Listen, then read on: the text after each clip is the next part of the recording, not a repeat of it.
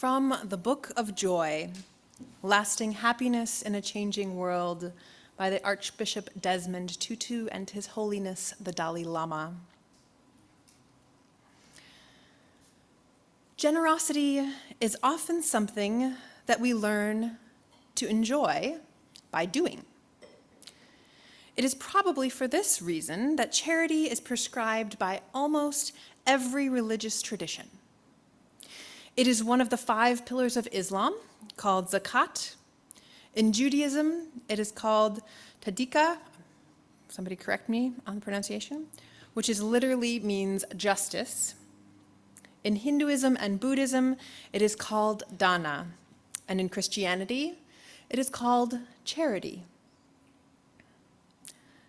They go on to say, in Buddhist teachings, there are 3 kinds of generosity: material giving, giving freedom from fear, which can involve protection, counseling, or solace, and spiritual giving, which can involve giving your wisdom, moral and ethical teachings, and helping people to be more self-sufficient and happier.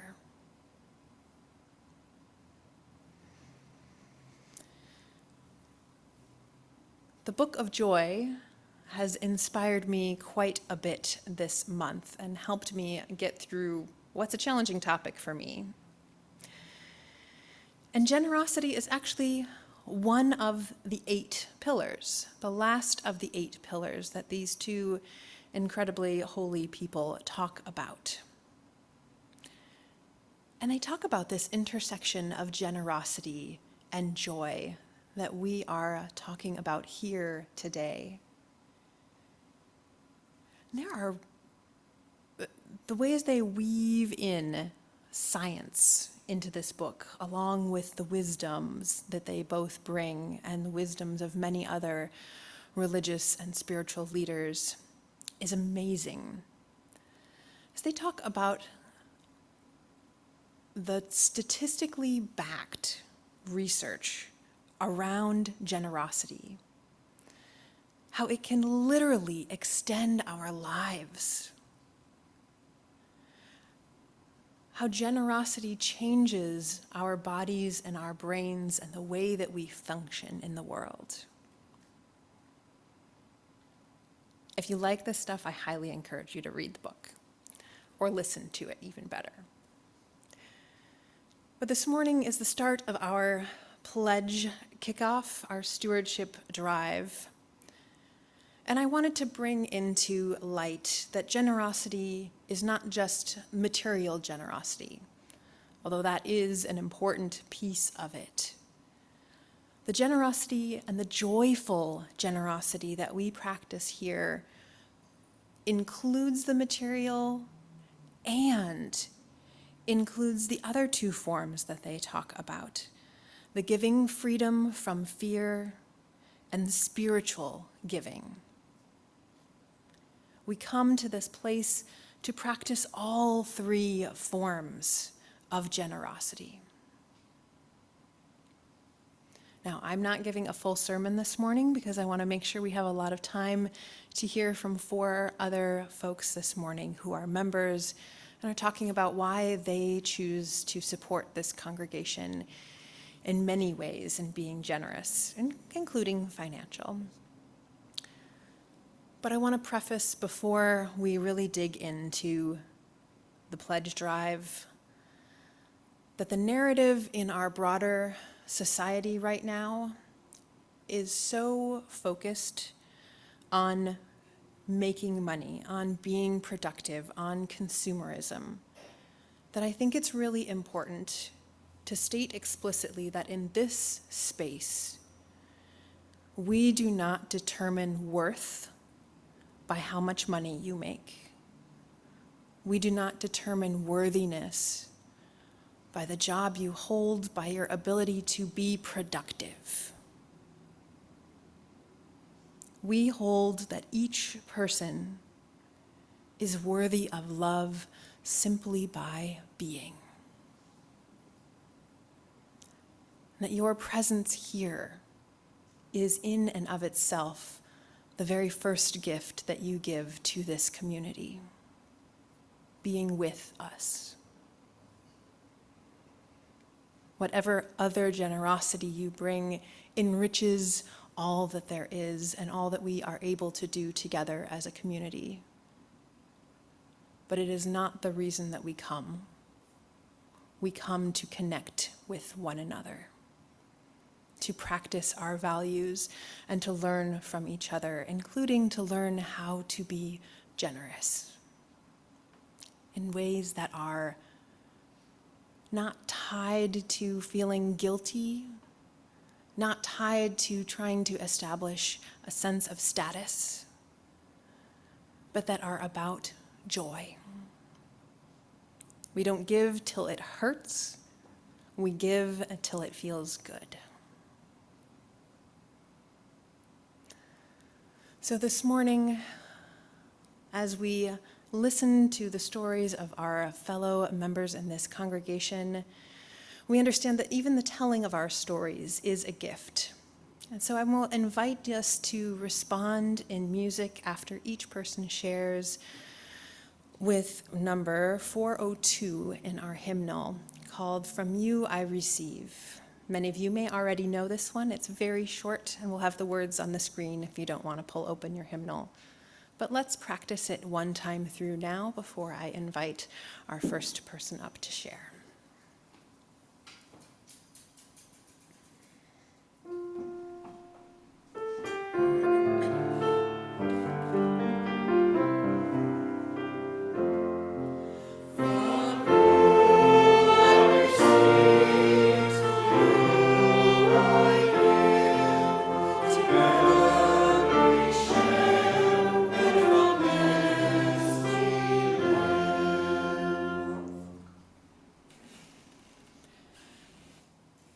Joey, would you share with us, please?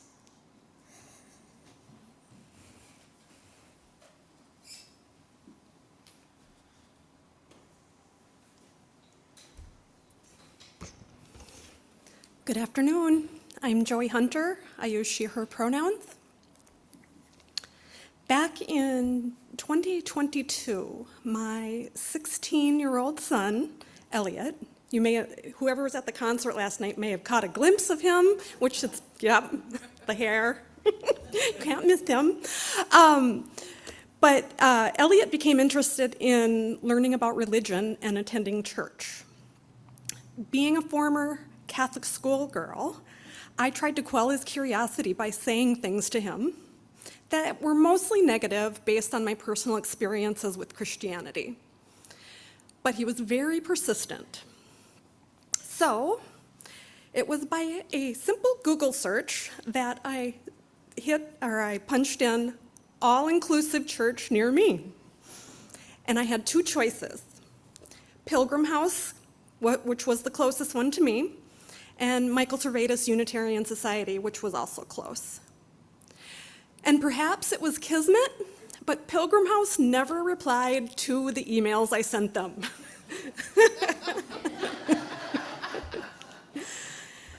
A few weeks later, I then messaged Reverend Laura through the Facebook app. And to my luck, she responded exactly on the same day. So we were communicating a little bit back and forth, and not too long after that initial communication, Elliot and I are attending our first service with MSUS, and it was on Easter Sunday nonetheless, which it was so odd because I hadn't stepped into a church in well over 30 years on my own accord, and here we are going to church on a quote-unquote high holiday. As Elliot and I walked into the middle school cafeteria, we were greeted by many, many friendly faces, lots of hospitable welcomes, and lots of inquiries of who we are and what we're doing here. The presentation we saw that day for the Easter service was given by ministerial intern Lisa Myers. She talked about eggs, rabbits, paganism, Greek mythology, and her own Jewish background, and somehow tied all that into Easter. It was very unlike the Catholicism that I had grown up with. But from that day on, I was so interested in learning about this new to me religion that I have never heard of before my Google search. So Elliot and I kept coming back for Sunday services, learning about the UU spirituality.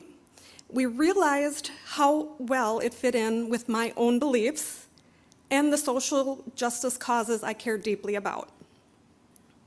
That following spring of 2023, I became a member.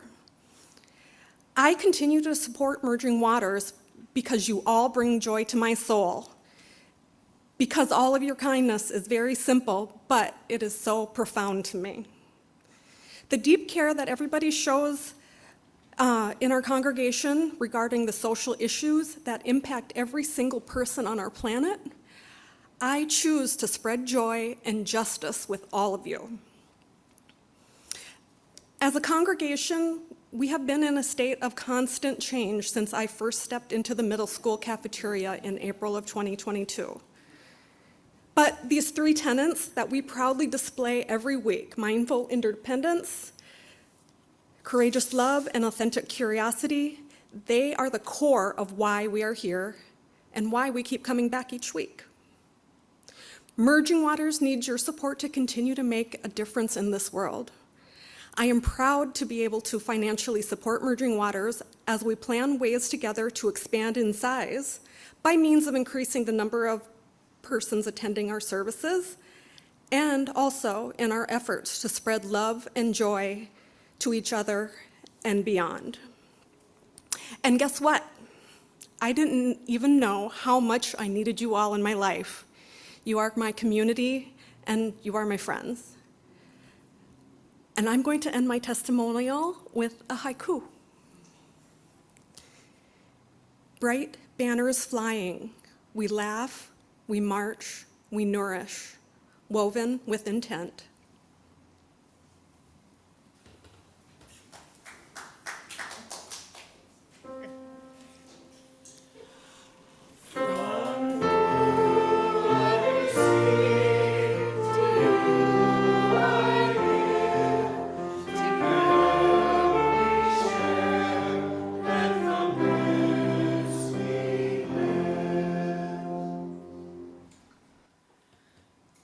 I dare you all not to be in tears by the end of this.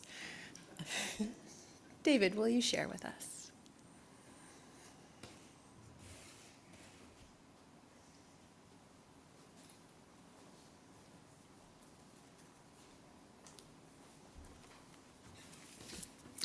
I'm David Weiss. I use he, him pronouns. To really understand the joy that inspires my generosity, I'd need at least 20 minutes to tell you some portion of my life story, but I was told to keep it to 4. So this is the really short version. I've sort of replayed the UU tradition in my own life. Over my last year of college and my first year at a Lutheran seminary, I had 3 significant realizations. First, that I believed in universal salvation. I simply couldn't imagine a loving God leaving anyone in hell. Second, that I didn't believe in Jesus' divinity. In fact, I found his humanity so compelling that my faith grew when I ditched the idea that he was God. And third, that my religion was no more, no less than the pursuit of justice and mercy. And that's pretty much the historical roots of the UU tradition in a nutshell. And that's where I was by age 23. Except I'd been raised Lutheran, and my world was Lutheran as far as I could see. Now I'm leaving out the best parts because 4 minutes, but eventually I became a Lutheran theologian with UU convictions profoundly shaping my progressive Christian theology for the next 4 decades. But eventually, I also found Christian theology, even progressive Christian theology, exhausting. Whether writing it, teaching it, or most of all, worshiping in it, Christianity felt too small. I was always bumping up against the edges of it, often hard. So fast forward to January 2022. That's when I first slipped into a service here by Zoom. Two things brought me: exhaustion and Katie Johnson. I just needed a break from Christian worship, and on that Sunday, Katie, who's my cousin, was offering the reflection on the congregation's mission and core values, so I signed on to hear her. It hit me at the end of that service. The chalice had been lit and extinguished, songs sung, joys and sorrows shared. Katie had offered her reflections, and I felt something very unfamiliar. I wrote in my journal that day, when was the last time I made it through an entire church service without needing to do any theological gymnastics, without racing to reword the liturgy in real time to sidestep convictional landmines? I couldn't remember. Well, I've been here most Sundays since then, usually in the Sparklet Circle afterwards, often at Coffee House. I've joined committees and offered programs, liturgies, and messages. I walked in the 49ers Day Parade and helped staff the Pride booth, and I've become friends with many of you. I've been happy to be part of the energy for justice and mercy that Merging Waters puts into the world.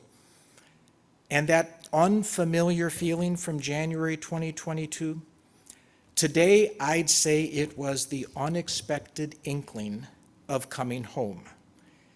In his book Illusions, Richard Bach writes, "The bond that links your true family is not one of blood, but of respect and joy in each other's life. Rarely do members of one family grow up under the same roof. My joy and generosity comes from finding you, members of my true family, at long last."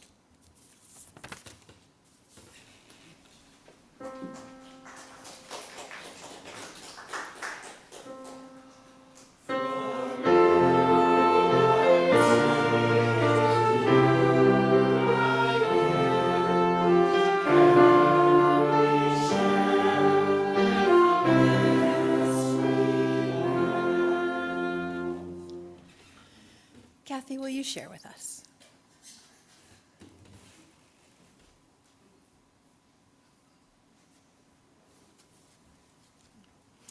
Hi, I'm Kathy Burek, she, her pronouns. It's been my very great joy and privilege for well over 30 years now to serve our faith and our religious community at district, regional, and national levels, including having served on the UUA Board of Trustees through an incredibly tumultuous and very fruitful time. Some of the gifts I've received from that broad service: I've been able to work as a congregational consultant with other small congregations like ours and appreciate the difficulties that all of us have in trying to do everything we want to do with small volunteer base and small budgets. I've been able to make friends with people not only over the country, but over the world. There are UU communities in the Philippines, in India, in Bolivia, in Uganda, in Transylvania, and Hungary. I didn't know that before I got more involved outside of this congregation. And probably the most profound experience that I've had throughout all of this was the privilege of having served as one of the UU board liaisons to the Article II Study Commission. That was 4 years of work writing one of the core statements of our UUA bylaws, which is a statement of the purpose of the UUA, the covenant among our member congregations, and our guarantee of individual freedom of conscience, our inclusion clause that says that everybody is welcome in our congregations without regard to race, ability, gender, and so on. That commission work is what led to the articulation of our current new 6 values with love at the center. As we were going through this work, we faced a lot of challenges. There was a lot of pushback. We're UUs, we don't all agree. But when we got done, we realized that we had something there, that love at the center was what it was all about, and that our values of justice, equity, transformation, pluralism, inclusion, and generosity were really what this faith is all about for this time. Now, part of our congregational budget goes to support our Unitarian Universalist Association, and some of you may not know what the UUA does. We and over 1,000 other congregations are part of this covenantal faith, and the UUA's purposes are to assist congregations in our vital ministries, to support and train leaders, both lay and professional, to foster lifelong faith formation and spiritual development, to heal historic injustices, to support and encourage the creation of new UU communities, and to advance our UU values in the world. So we have a settlement process at the UUA, and this is what helps congregations who need a minister and ministers who would like to serve a congregation find each other. It's how we and Reverend Krista came to establish our relationship together, how we found our previous ministers as well. The UUA provides an online library of readings for use in worship, chalice lightings, meditations, offering words, opening and closing words. They're available to anybody, no charge. Go to uua.org, find the worship web, and you'll be able to access all of these very uplifting and inspiring words. And the hymnals, of course, were produced with the assistance of the UUA, and we have a virtual hymnal coming up. Our lay leaders, like our Board of Trustees, our treasurer, are able to take advantage of coaching, of training programs online and in person that help them be better leaders. The Ministerial Fellowship Committee is extremely important. You heard that our friend Chad Snyder is graduating with his Master's of Divinity. Well, he recently had to appear before the Ministerial Fellowship Committee in order to ascertain his suitability for being a UU minister. There's several years of academic study, chaplaincy, parish internships, psychological assessment before you get to be a UU minister. And then you have 3 years in preliminary fellowship to really demonstrate that you can do the job. Our UUA provides religious education materials for all ages, including our Whole Lives Sexuality program, which we developed in conjunction with the United Church of Christ. This is a very radical program by some people's standards because it includes the breadth of human sexuality, and most important of all, teaches our children that no is a complete sentence. It's all about consent. And to help us advance our UU values in the world, we have the Side with Love campaign, the people in the yellow shirts who are known throughout the country as, oh, the love people. We show up whenever justice is needed. We have UU the Vote, which encourages voter registration, and this congregation has taken part for 3 elections running now. We have specific programs to address important issues, such as environmental justice, LGBTQIA justice, anti-racism, disability justice, economic justice, and reproductive justice. And again, all these materials are on the UUA website. And then congregational life staff are available to assist congregations with things like strategic planning, conflict resolution, and many other issues. And this congregation has taken advantage of a lot of those really talented people. This congregation has been an honor congregation for over 30 years. That's a real achievement. There are very few congregations that can claim that kind of a track record. And that means we pay our full contribution to the UUA, which is based on our budget. I am joyful, really truly joyful and appreciative that we are so committed to our wider religious community. Your pledge to this congregation helps continue that vital work of our UUA, so please, pledge generously.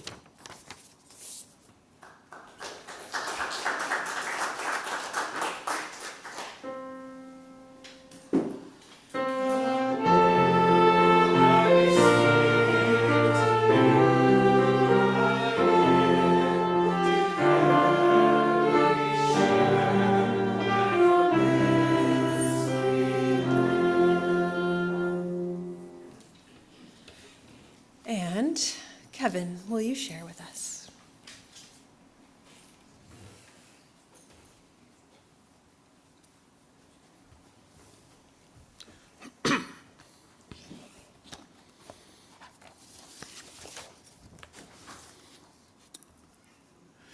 It was during my struggle adjusting to being HIV positive that my spiritual director said, I don't know how to help you, except to say you would benefit from joining a spiritual community. At the time, my condo complex was across the street from a synagogue and next to a Unitarian Universalist church. I already bastardized the French language. I didn't think my Hebrew would be any better. So I checked out the UU church. It fit. It felt right. I became part of a community. When I retired and was returning to Minnesota full-time, I knew I wanted to continue to attend a UU church. I was familiar with the First Unitarian Society near the Walker, having attended a wedding of 2 men there in the early 90s. I had heard of the First Universalist Church in Uptown. The thought of driving into town each Sunday, and likely on other days if I joined the choir or volunteered or attended programming, was not something I thought practical. But my web search also revealed the Michael Servetus Unitarian Society in Fridley. I got a mini history lesson figuring out who Michael Servetus was. Like the founders of Michael Servetus, I like not having to go into town frequently. Your investment in the website guided me to this community. Being a member of a smaller congregation is scary. Fewer people to attend to the tasks of the congregation. Most of the same tasks that found in larger congregations, just with fewer people. So I know the value of pitching in, stepping up, and I know that my financial contributions make a difference. I've come to know the generosity of this congregation, both to its members and to the larger community.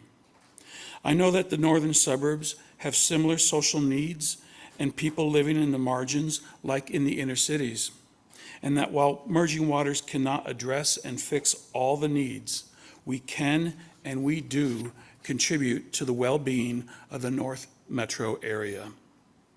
So I appreciate that we dedicate some of our collections to external organizations. I appreciate that we have the opportunity to give our time. My experience helping at the food shelf seems a simple task, but the feedback I hear is that the Merging Waters crew works fast and can be counted on.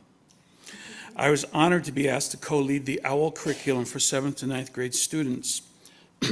And as an aside, I had worked for Education, Training, and Resources Incorporated, ETR Associates. They produce really stellar, nationally recognized sexual health curriculums. OWL is competitive and right up there with them. Your investment in me is paid off by the training to be certified as an OWL instructor. Hopefully, I benefited the students and families of the 7th to 9th grade students. I look forward to volunteering for OWL duty again, and the investment you made will pay off further. Through the website, I found a community I now call my spiritual home. Within the community, I found common purpose, and I know my contributions are welcome. In this community, I choose to pledge what I can, knowing that in so doing, I am supporting amazing people, amazing work, and addressing my spiritual and community needs. Thank you for pledging what you can do as well.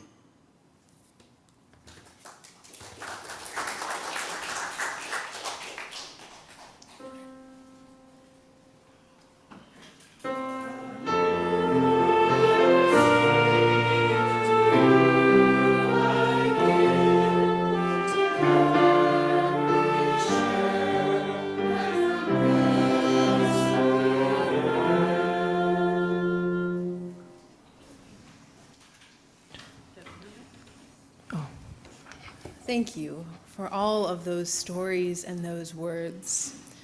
And we have one more story for you this morning, because you know I can't resist a good story. Our multi-generational moment this morning is a story called Sustaining the Tree of Life by Lynn Gardner. And I have a little assistance this afternoon.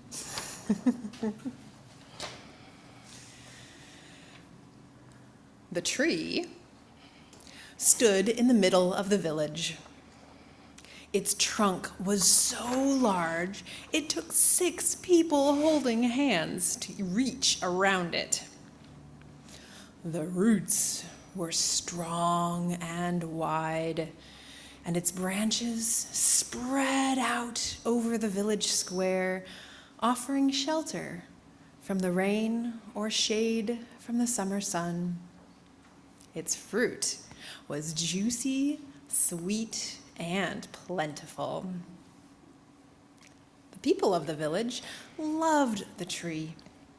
Children played beneath it and climbed its lowest branches. Young people knew that if you whispered your dreams to the tree, they were more likely to come true. People who proclaimed their love or friendship for one another beneath its branches found their relationships to be nourishing, and elders discovered that their sweetest memories could be counted on when they were near the great tree. The tree had been witness to so much, and when the breezes blew through the leaves, one could hear echoes of generations, laughter, conversations, dreams, prayers, and songs. Animals loved the tree too. Rabbits lived in burrows under the roots, squirrels and monkeys lived in the branches, and bats and birds flew in to eat the abundant fruit. The tree seemed to buzz with life. One day, a traveling merchant arrived in the village. They rested in the shade and ate 2 pieces of delicious fruit.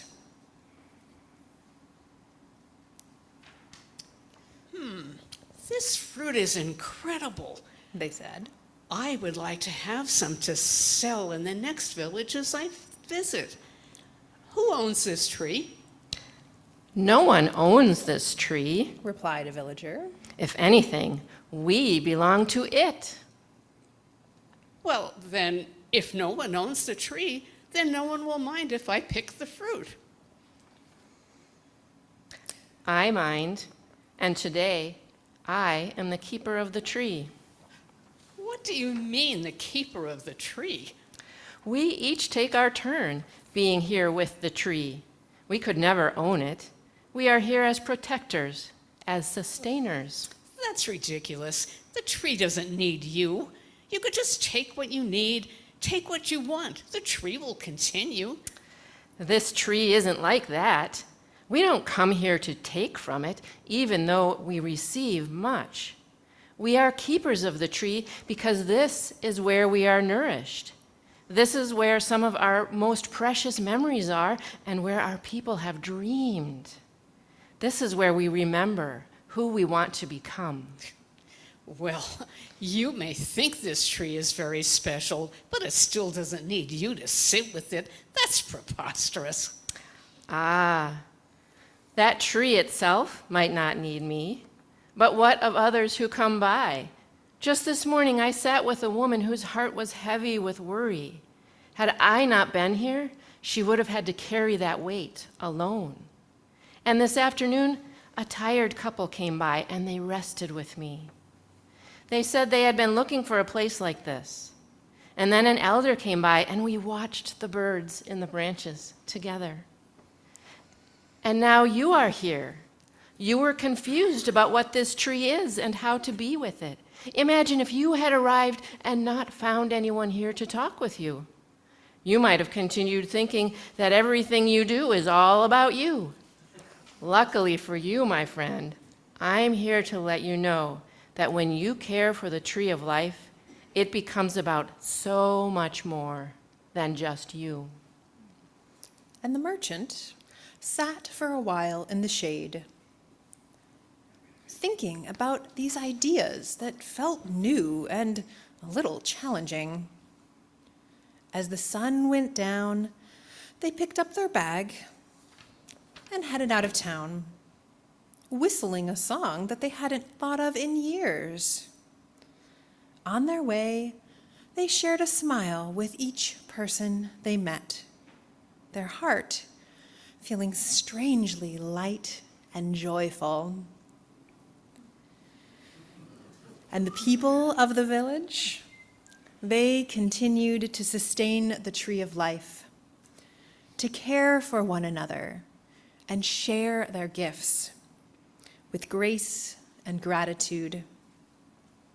May it be so for each one of us.